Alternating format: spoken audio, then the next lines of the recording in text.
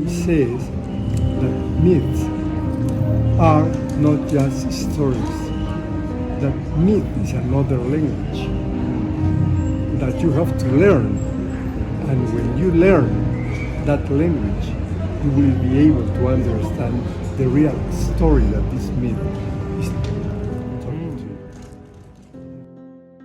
Standing alongside anthropologist Dr. Theo Paredes, a leading expert in Andean anthropology and history, we explore one of the most debated topics in pre-Columbian history, the true identity of Viracocha. This revered creator god has been described in various ways, sometimes as a radiant light, other times as a towering human-like behemoth dwelling in the sea, or even as a lighter-skinned bearded man. The later description draws an uncanny parallel to the Spanish conquistadors who arrived in the 16th century.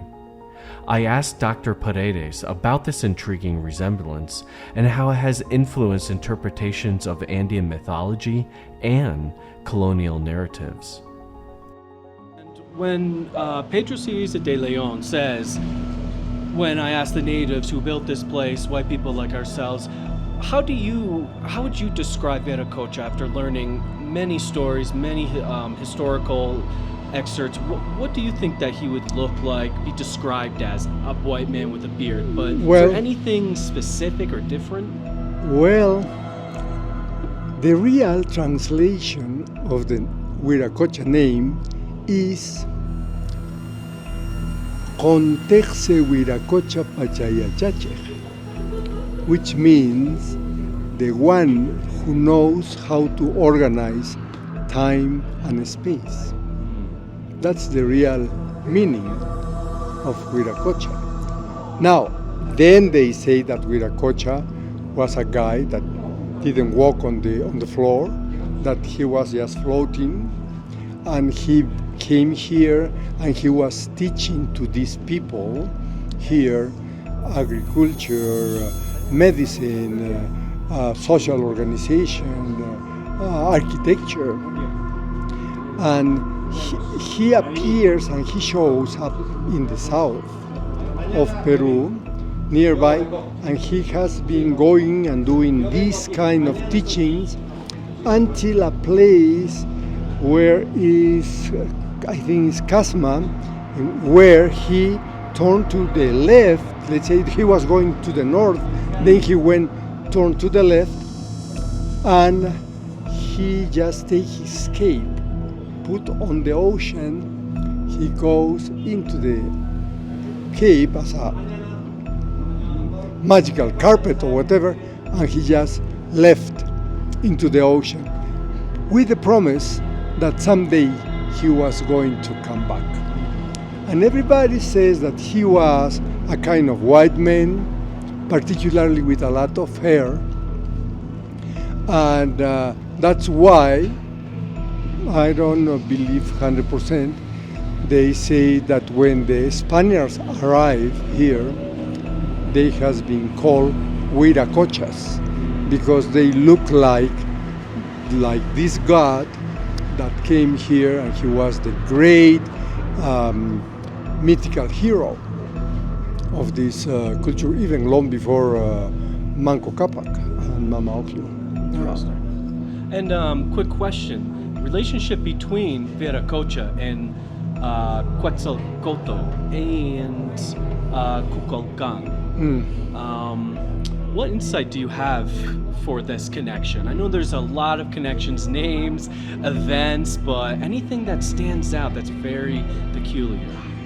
To me, they, like in any other culture in the world, we have our mythical founders, heroes, right? We have those like Romulo and Remo, let's say, in Rome. And we have, I don't know, even maybe Moses, or you have Prometheus. All of these, they were heroes that came from. I like the myth of Prometheus because Prometheus is the one who goes and steals the fire to the goddess. and came to give this present to the men.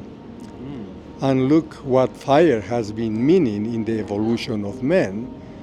So he brought the civilization for them. And he go and steal those to the goddess. But who were the goddess? If we go into this mythical context, there has been somebody else. Nowadays, before, back again, the scholars, they didn't want to go into something like, and what about the Atlantis? And what about the Lemuria? They say, well, could be a good story, could be a good to something, but, because if you were talking about that and you say you are a scholar, a serious one, and you're believing that kind of things, now with the tools that we have, new tools, whatever, we have been discovering that they have been so many ancient cities that they has been talking in some other books, even that has been written or wrote long before the Bible. Gilgamesh and all other books in the Vedas, whatever, in which they talk about these ancient cities. And also, there has been done some studies around Santorini, the area of Santorini, in which they see that all the damage that this huge volcano, like the Krakatoa, has been done and destroyed. But now there are more evidences that they were these ancient towns. Now, one of the things, as I was telling you, is that the myth, as long the myth is still alive in one culture, is because that belief is still alive for them. Maybe we are not, we are still discussing about Christ, right? But still alive on us. Yeah. As long we still believe on this, it's in our mind, it's in our head, it's in our attitude. So all these kind of heroes or whatever are, to me, maybe beings that has been inhabited here in an other long periods of time. For many people, we might be asking, what is going on in the planet now? War in the Middle East, problems with the politics, dictatorships in Venezuela, controversial things in the United States, some kind of conflict in between left and right, whatever. In terms of technology, we are trying to move from the 3D into the 5D, right? Mm-hmm. No, 3G to the 5G. Okay? In technology. Now we say that we are moving from the 3D into the 5D. So you will ask, and what's the 4? The 4 is what is happening now in the planet. Look what is happening in the United States with the hurricanes, tornadoes, in China, in Europe, the temperatures, that places that they never has been reached near 100 degrees Fahrenheit. They are just having summers with that kind of temperatures. So for us, we are living these huge cycles of shiftings in which the whole planetary system is passing by, that we call Pachacuti. We are in the middle of the one in the galaxy. These kind of things maybe has been happening with other inhabitants that were in some other time and space. Yeah. Going back to the original builders a little bit, wanted to just bring it up. There's two different stories, large giants or perhaps the Paracas people, a little bit taller, elongated skulls, natural, and orange, red, brownish hair. What is the connection between these giants and Paracas? Is there any connection, or is there any other insight you could provide? Okay. If there is a fake story, but among 99% of people or inhabitants of some place, they believe, you might start to think that it's not so fake.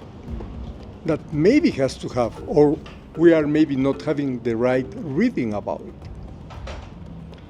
So in the world, in the whole cultures, there is the story about the big flooded here, the cycles, and the jungles, and the Nephilims, and the Anunnaki, and so on. So I do.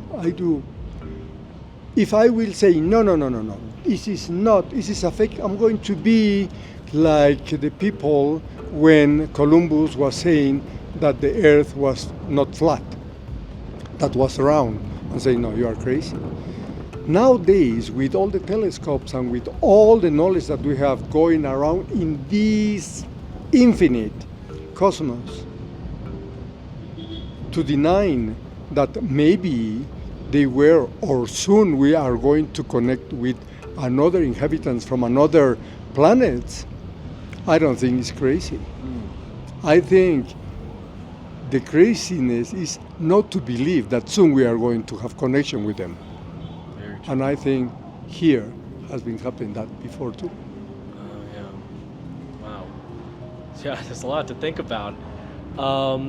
Yeah, thank you for that, the answers for that. And one more quick question about these giant stones behind us. I mean, there's a bunch of questions. How they made it, how did they lift it? Besides all of this, is there any philosophical idea behind why they made it like this? Is it just because they had the knowledge of making stonework, or is it any specific way, such as the look of the wall resembles corn, but it's really a Fibonacci sequence of how nature works? Is there any significance behind why or how they built this besides, oh, they use chemicals or they use this or that? I think what is happening is that we has been in a permanently shifting of our knowledge, and with our knowledge, the way how to perceive reality. Even today, we say that there are some kind of wisdom in the enlightened guys, in order. Okay, the World Health Organization from the UN, they has been saying that there is going to be some kind of disease worldwide here, worse than COVID. And this might started in the year 2026. And what's going to be that? Is going to be depression. And nowadays, young people in the United States, children, they are being medicated with medication for the older people. And this depression is going to create, it's like a pandemic, okay? But what kind of disease is this? Besides that, now they say that the producers of medicines, they has been found more than 26 new diseases, such as perhaps the syndrome of vacation. That you go, and after you have a vacation, you go back and you don't feel well, that you feel a little depressed, that you don't want to come back into your regular work. So they have to give you a special medication, and they have to give you a special attention, And all of this, nobody knows if it's really truth, that something is happening in our conception and perception, or it's just a new tricky thing in order to make more money for them. So I do believe that the people who has been created these, first of all, is because they were able to do it. And if you are able to do it, it's because you have the know-how. And know-how is how to do it. And if they build this, is because that was the natural way to fit. It's like perhaps you go to Kuwait Now, and you see this huge building that I don't know if the engineers hasn't made the calculus good enough for any kind of big earthquake or whatever, to make these kind of Babel towers. It was like Saxe 1. Yeah, Almost. yeah. But they were not looking because they're thinking that God's going to be in that higher level. No, because they can hold so many people down there. Because maybe it is an attraction for people from the rest of the world or whatever. So I think these guys, if now we are talking about that there was a time when this kind of megalithic culture do exist here, and it was worldwide, is when these people were doing this kind of buildings. There was their style. The knowledge had to spread everywhere. Spread everywhere. And Viracocha and all these teachers were those who has been, sharing this knowledge with other people. Wow. Thank you. Wow. Thank you for all these deep insights. Thank you for the answers. Mrs. Theo, Thank you. Thank you very much. Thank you.